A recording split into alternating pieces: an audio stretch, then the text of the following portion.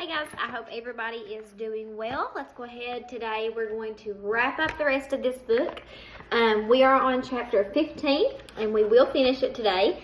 And actually this is the last day of classes, so congratulations on making it to your last day, even though it has been a really big struggle for all of us. We've made it through it together and you can all breathe a sigh of relief. I know I am. I miss you all so much, but this is tough. This is definitely tough, but we got through it together and you all know that I love you.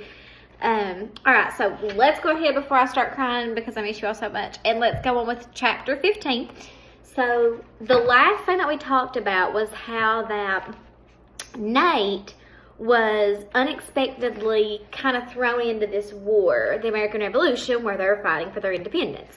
They asked him to march up with him when they seen the redcoats coming up, which are the British, and they asked him to march with it, and then he would return to camp. Well, what they didn't anticipate was that the war was going to start right now. So they had that first battle, the battle at Bunker Hill, and now he's here, he's watched his friend Samuel be shot. Nate grabs the musket, and that's where we're at. The musket's the gun. So he grabs it, and the war's begun. Okay, so we're on chapter 15. Nate took off his big knapsack and grabbed some ammunition cartridges. He stuffed them into his pockets, then he crawled back to his tree. He held his weapon like Samuel had shown him, and he aimed at the hill. He could see the soldiers in their blood-red coats hiding in the trees. It looked like only about 20 men, probably soldiers sent ahead as scouts. He waited for Captain Marsh's orders. "Present!" Captain Marsh shouted. Nate flicked back on the flintlock, holding his aim. "Fire!" Nate pulled the trigger. Crack! The gun exploded inside the gun. The gunpowder exploded inside the gun. The musket ball streaked out of the barrel like a comet, trailing flames of smoke, and the other men shot at the same time, and Nate's musket ball joined in theirs in the blizzard of metal sweeping up the hill. The redcoats scattered. Nate and all of the men all reloaded their guns, and he aimed again, ready to shoot, but the redcoats didn't come back. They all waited for them to return. Minutes ticked by. Finally, Captain Marsh gave the order for them to line up again. "We need to go to our camp, men," he shouted. Nate stood up. "Captain," he called. "It's Samuel, sir." A moment later, all of the men were gathered around Samuel's body. Martin knelt down and put his hand on Samuel's blood-soaked chest. He looked up at Captain Marsh. "He's gone, sir." Captain Marsh's stony face seemed to crumble for a moment, and then he regained his steely determination. The men all said a prayer, and then they stood silently. But the chilling song shattered at the moment. Rat-a-tat-tat, rat-rat-a-tat-tat. Battle drums like from Nate's nightmare, except these were real. The sound got louder. Rat-a-tat-tat, rat-rat-a-tat-tat. "What will we do, Captain?" Paul asked. Paul had an unusual look in his eyes, one that Nate had seen before during the storm that took Papa. It was fear. "We need to get back to the fort," Captain Marsh said, but it was too late. Before they could take a step, the ground started to shake. It sounded like a stampede of giants was heading right for them, and in a way, it was exactly what was happening. Suddenly, hundreds of soldiers were charging over the top of the ridge, and those were not redcoats. They were not American. They wore dark green and red uniforms and tall, pointed silver hats. They carried muskets topped with the long bonnets. You know who they are? They were Hessians, those German soldiers we were talking about that the British hired. The hillside exploded into a wall of flames and gunpowder smoke. Balls hissed by, smacking into the trees and cutting holes in the ground, and this time there was no way for the men of the Connecticut 5th to shoot back. The Hessians were pouring over the hills like the churning wave of green and red and silver. "Retreat!" Captain Marsh bellowed. The men scattered in different directions. Paul grabbed Nate by the arm and they tore through the woods. Cannon blasts rang out. Boom, boom. The evil, sizzling sound of the approaching cannonballs filled the air. Crash! A cannonball shattered a tree right in front of them. Shards of wood flew like daggers. A sharp piece hit Nate on the neck, an inch from his eye. Paul lost his grip on Nate. The smoke was so thick now, Nate could hardly see. He lost Paul and ran almost blindly, stumbling over rocks and weaving around trees. Musket balls whizzed by, and Nate heard footsteps behind him. "Paul!" And when he looked over his shoulder, he didn't see his friend. Instead, he saw a man in a silver hat, a Hessian. He was chasing after Nate, and his poignard held straight out in front of him, shouting angrily in a language that Nate had never even heard before. But Nate did not need to understand the words. Even through the smoke, Nate could see the hatred and the fury in this man's eyes. Nate wanted to scream, "I'm not a soldier!" But it didn't matter that Nate was just an 11-year-old boy. That Hessian meant to kill him. Nate's legs were giving out, and he was slowing down. He braced for the vicious stab, for the agonizing pain, for the end. And then the cannonball sizzled overhead. And it wasn't a regular cannonball. It was an exploding shell. Kaboom! The world around Nate seemed to shatter apart, and then whoosh, in the same instant, Nate was ripped up off the ground. There was a searing heat, blinding light, and then just darkness. This is the picture. I guess that will be Nate and that Hessian running after him. Whew. So we are on chapter 16 now, 2 hours later. So he's pretty well, I'm going to say, passed out maybe. And then 2 hours later, Nate opened his eyes. Where was he? He seemed to be inside of a big, deep hole, and there was dirt and grass everywhere, even in his mouth. He must have been in his grave. He'd been buried alive. He sat up, coughing and gasping. No, this hole wasn't a grave, and Nate was still alive. Explosions and the smell of gunpowder smoke helped to clear his mind, and he remembered the redcoat attack, Samuel, Hessians charging over the hills, the grunting soldier in his poignard, the explosion, all of that. It must have been a shell, one of those new exploding cannonballs. It had blasted this crater on the ground. Somehow Nate had tumbled inside it. Nate struggled to his feet and checked himself from head to toe, and his pants were ripped. The cut on his face was oozing blood. He felt like he'd been ran over by a horse wagon, but amazingly, he was still in one piece. He spat the dirt from his mouth, and he turned around and reeled back in fear. There was a hand, a bloody hand, hanging over the edge of the crater. Nate crept closer until he could see that the hand was attached to a man, that Hessian. The soldier was splayed out on his back, with one leg twisted in a way it shouldn't be. His silver cap was next to him, and a musket and his poignard near his feet. His eyes were wide open, unblinking. He was dead. Nate wanted to turn away, but he couldn't. The Hessian's eyes seemed to grab hold of Nate's, forcing him to look. He was very young. Nate could see he was probably around Paul's age.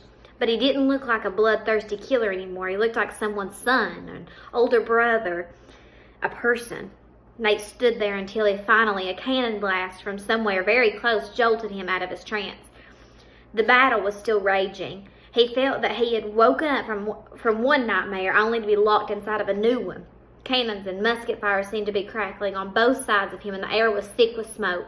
What happened to Paul and the men? How could Nate get back to the fort on Brooklyn Heights? That's what Captain Marsh was told him to do. But how?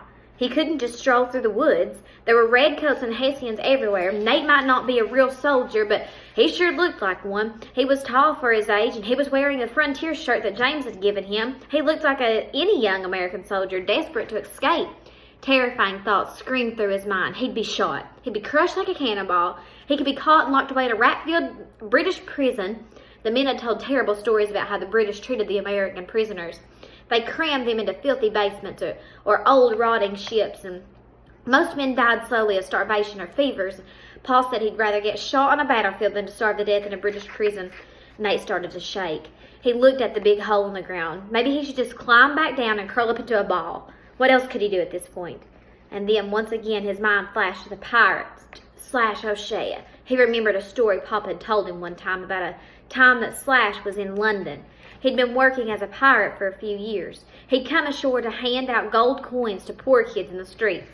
A policeman spotted Slash, that pirate, and started to chase him, and Slash managed to duck into a tavern. Inside was a man wearing a fancy blue velvet coat and a top hat. Slash the pirate dug into his pockets and pulled out a handful of gold coins. He slapped them on the table in front of him. "For your coat and hat." A moment later, Slash was strolling out of the tavern in that fancy outfit. He strolled right past a group of policemen, tipping his hat like a gentleman. Slash the pirate had escaped from London that night and was back at sea because he had took those other guys' clothes and disguised himself as a normal man. So, this is smart. Nate looked at that Hessian lying on the ground, and he knew what he had to do. He knelt down and unbuttoned that brass buttons off that green coat. It It was wrong to steal from a dead man, but this dead man had tried to kill him.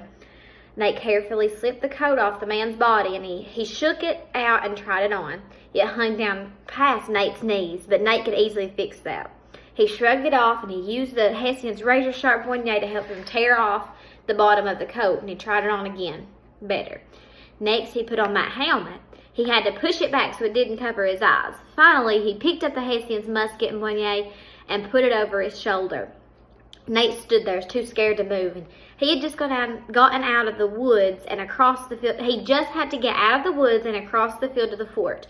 It was only about a mile from here, Nate guessed. If he walked quickly, he'd be back inside that fort within 15 minutes. But looking ahead, Nate felt like he had to cross an ocean without a boat, in a storm, by himself. He closed his eyes, and there it was. He felt the feeling of Papa's hand on his shoulder, and he moved his fingers and imagined Eliza's hand in his, and he just started walking. So that he kind of uses his dad's and Eliza as his strength, like thinking about them. Okay? All right, we are on chapter 17. I hope he makes it back to the fort. Nate moved slowly through the forest, his eyes scanning, his ears open for pounding footsteps and evil cannonball sizzles and musket ball hisses. Explosions and musket cracks filled the air, but the sky over the forts was still clear of smoke. Nate hoped that meant that the British had not made it that far. Nate passed 2 soldiers, both dead from musket shots. One was an American, about Papa's age, and the other was a young redcoat. Nate whispered prayers as he went by each one. He kept moving, and he saw no more soldiers, alive or dead, but a few minutes later he heard voices. There, not far ahead at the hill, 4 redcoats. Every one of Nate's muscles twitched. Run! But Nate thought of Slash, the pirate, tipping his hat at the policeman as he strolled by. And Nate reminded himself he was not a terrified young boy. He was a brave Hessian. Hopefully the soldiers were far enough away so that they wouldn't notice the coat torn at the bottom and how it sagged off Nate's shoulders. Nate gritted his teeth, and he walked along, waving stiffly like a Hessian might. To Nate's shock, the redcoats just waved back. Soon they were out of sight, and Nate made it to the road. It would lead him out of the woods and right back to the fort. Nate quickened his steps. Explosions pounded his ears. Smoke burned his eyes and nose, and the booms and the crackles were getting louder. Just get to the fort, Nate told himself. Just get to the fort. He came to the edge of the woods now. Just about half a mile to open field stood between him and his fort on Brooklyn Heights. The Americans had a wide open view of anyone approaching the forts. They'd see Nate and think he was a Hessian. They might shoot him by mistake. Nate quickly ripped off his coat and silver hat, and he tossed it into the bushes, along with that musket and poignée. He had taken a few steps when he heard the nightmarish sound, a rat-a-tat-tat, rat-a-tat-tat. Nate slowly looked to his right, and what he saw in the distance turned his blood to ice. There were thousands of men, a sea of bright red spreading back as far as Nate could see. Rat-a-tat-tat, rat-a-tat-tat. Before Nate could figure out what to do, he heard pounding footsteps and panicked voices coming from the woods behind him. They're coming! They're right behind us! Get to the fort! The men burst out of the woods, dozens and dozens of American soldiers running for their lives. Some were bloodied. Some all wore wild looks of fear. Before Nate knew it, he was running too. He glanced behind him and saw some redcoats and Hessians trying to catch up. And to their right, that huge redcoat army was on the march. Their drums just kept beating louder. Rat-a-tat-tat, rat-a-tat-tat. Shots rang out and cannonballs boomed. Balls whizzed by. Nate tried not to imagine the blinding pain of his guts being torn open and his bones splintering, his clothes soaked with blood. Any minute he expected a cannonball to plow through the crowd, for an explosion to blow them into the smoky sky. Kaboom, kaboom, crack, crack, sizzle, siss. The sounds all melded together, and the explosions, the shouts, the footsteps, and the pounding of Nate's heart. It was like the night of the storm that had taken Papa, a wind swirl of terror, but Nate was not hit. And there was the fort, with hundreds of American soldiers waiting for them. Nate ran with the crowd back to the back of the fort, where there was a small break in the wall. He collapsed onto the ground, but he sat there just long enough to catch his breath. And then he walked all around the fort, searching for the crowd of dazed and terrified men, for Paul, Martin, Captain Marsh, and the rest of the Connecticut Fifth. They were nowhere to be found. Reports trickled in from the hideous battles raging outside. Hundreds of Americans had been killed and captured already. British and Hessian soldiers were getting closer to the fort. The attack would be brutal. The Americans were doomed. Hours crawled by. More and more American soldiers staggered in. Many were covered with mud from escapes through swamps. Others were soaking wet and half drowned from swimming across ponds and creeks. Some clutched arms that had been shattered by British or Hessians' musket balls. Others were bleeding from the poignant gashes. Dawn came, and still the British didn't attack. Some said that they were waiting until that they could sail their warships into the East River. This would let them attack from two sides and stop the Americans from trying to escape back to New York City. American soldiers stood at attention in their trenches. The cannonballs were loaded and ready to blast. It seemed like everyone in the fort was holding their breath, just waiting. Meanwhile, all Nate could think about was the men of the Connecticut 5th, that group he was with. Just before dawn, the skies opened, and it rained all day, soaking the men, turning the fort into a sea of mud, but Nate barely noticed the cold rain and wind. He stood outside all day shivering and waiting for the Connecticut 5th. It wasn't until late afternoon that a last group of soldiers made it to Fort Greene. Their clothes were tattered, their faces were caked with dirt, but there was no mistaking the men. The man in the hideous green hat. Nate's heart leaped. Paul and the men of the Connecticut 5th had made it back. Oh, good. So, because I read this next part, I'm looking at this next part. So that was a battle that he was involved in the American Revolution, which was their fight for freedom. Now, we know what happens. We're not done with the book, but we know what happens at the end of the American Revolution. We know who won because we learned it in class. We know that who wins. If we hadn't won, if Americans hadn't won, we would still be controlled by the British, or there would be more battles until that we got away from the British king, and this would be a totally different future. So this, not this book because it's fiction, but this battle in the American Revolution changed our lives because of where we live, and we could still be controlled by that British king if it hadn't been for this huge event. So I'm more than thankful for the American Revolution, and that's why it's my favorite thing to teach. All right, so chapter 18, it says 6 months later. Oh, no, y'all can't see that. 6 months later, February 2nd, 1777. Remember that the Declaration was signed in July 4th, 1776. So this was almost a year after we sent the King the Declaration of Independence, which was that breakup letter is what we call it. It was that note to the King, the letter to the King that said, hey, you don't own us no more. We are independent, and we are called United States, and you can't do nothing about it. But he did try to do something about it. He tried to fight them with the American Revolution, and they lost. All right, so 6 months later, Nate walked quickly along the quiet dirt road. It was very cold, but the sun was warm on his back. He'd been traveling for 3 days. He journeyed first by boat, then by wagon. Now he was on foot. Very soon his long journey would be over. Nate's mind was filled with memories of all that happened to him over these last 7 months.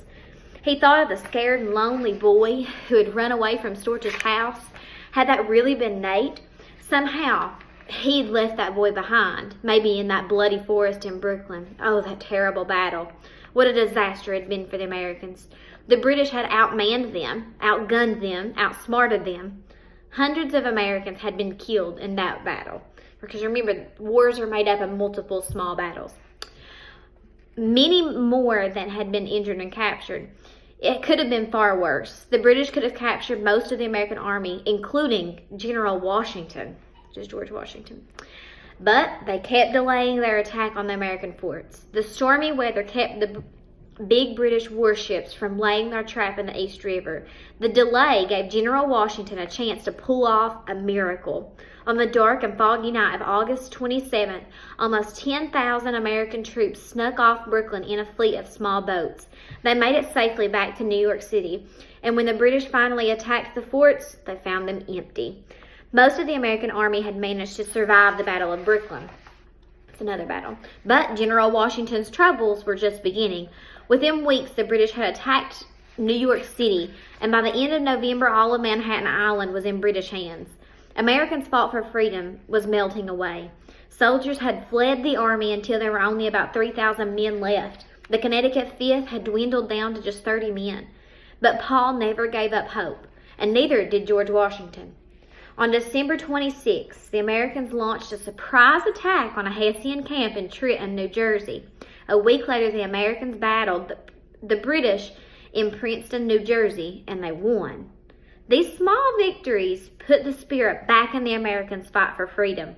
Even Captain Marsh smiled a little. Nate had planned to stay with the Connecticut 5th. He moved with them to the American Army's winter camp in Morristown, New Jersey. Just 7 days ago, Nate had received a letter. It was from Mr. Martin, Storch's friend. Somehow, word must have gotten back to Norwalk that Nate was in the Connecticut 5th. Mr. Martin had managed to track Nate down. Nothing could have prepared Nate for what that letter said. Storch was dead of smallpox. That's that disease. Returning American soldiers had brought the disease back to Norwalk. More than 100 people had died, but the truly shocking news came at the end of the letter. Mr. Martin explained that Storch had left no will, no letter saying what should be done with his property.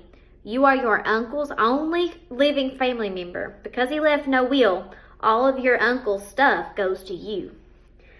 Nate read that sentence about 20 times until he fully understood what this meant for him and for Eliza and Theo.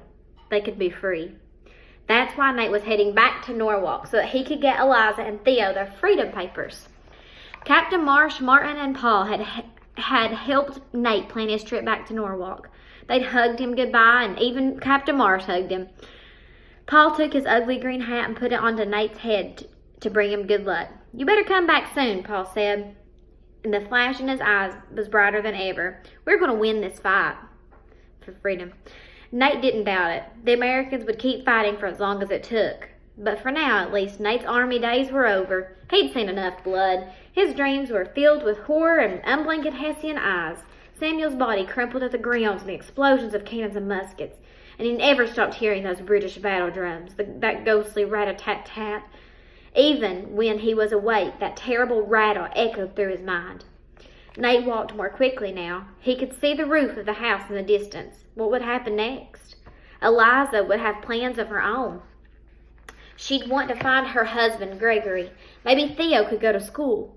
As for Nate, he wasn't sure. Papa had been right. You never know what was ahead of you in life. And these past 7 months had taught Nate something else, that nothing was impossible. A group of ragtag soldiers could take on the most powerful country in the world, which is the ragtag soldiers would be the Americans, and then the most powerful country would be the British. One man's word could lift 1,000 soldiers right off the ground. A terrified boy could become a brave American fighter. And just ahead, the most impossibly happy sight of all, Eliza and Theo standing under the cherry tree. Nate started to run towards him, and his knapsack slipped off, and he didn't stop. For the first time in months, the rat-a-tat-tat of the war faded from his mind, and all Nate could hear now was Theo's voice joyfully shouting his name. That's the end of the book. At the end, there is a research journal that the author had, if you all ever want to look into that. I did see this picture I wanted to show you. We've seen this picture before. This was George Washington as a soldier in the American Revolution. It's a painter. You know, it's not the actual photograph. But it kind of just hits you how real this was. We don't think about the impact that this war had for our future. As far as the slavery, as far as the future of America. So I'm so thankful for the American Revolution. I know you are too. The main thing I want you to know is that this this war and all these little battles inside of it, this is how America becomes its own country, the country you live in. This is how that we broke free from all those rules and laws and things that the British over in Great Britain, across the Atlantic Ocean, over in that country, because they were controlling us. Okay, that's how we got our freedom from them, and that's how we started making our own rules and our laws and our own government, and our taxes are, go to our government, not the British government. So, the American Revolution was a big change for us all, but I'm so thankful for it. And, our country right now is, I don't want to say, our country right now is a hot mess. Let's just say that. But we are our own country. We are not controlled by another country. So we are making our own decisions. We have our own president. Because before, we did not have a president. Before the American Revolution, there was no president. There was the British king that had control over our lands across the ocean.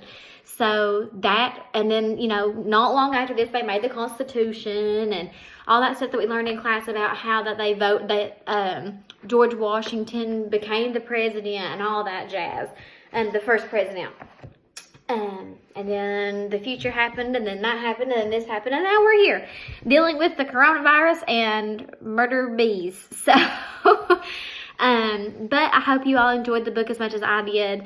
This is something I plan to read. I've never read it before. This was my first time reading it was with you all. This is something I plan to do each year with my students now, just because I feel like it was a really good book, and it puts you in the mindset of actually being in the American Revolution, which, I mean, I know I'm awesome, but I don't think I want to be in no war. So this little 11-year-old boy was a warrior, and I'm sure there was a lot of that happening back then that we wouldn't think about happening now. So go ahead after you finish this video and go ahead and take your quiz. That way it's fresh on your mind, and you're done. I love you all. Bye.